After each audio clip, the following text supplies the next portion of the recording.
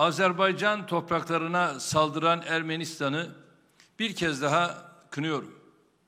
Türkiye tüm imkanları ve tüm kalbiyle dost ve kardeş Azerbaycan'ın yanında olmayı sürdürecektir.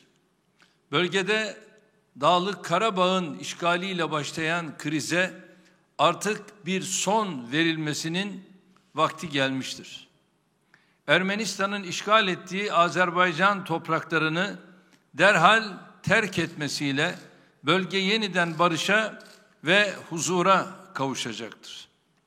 Bunun dışındaki tüm dayatmalar ve teklifler sadece haksız ve hukuksuz olmakla kalmayacak, Ermenistan'ı şımartmaya devam edecektir.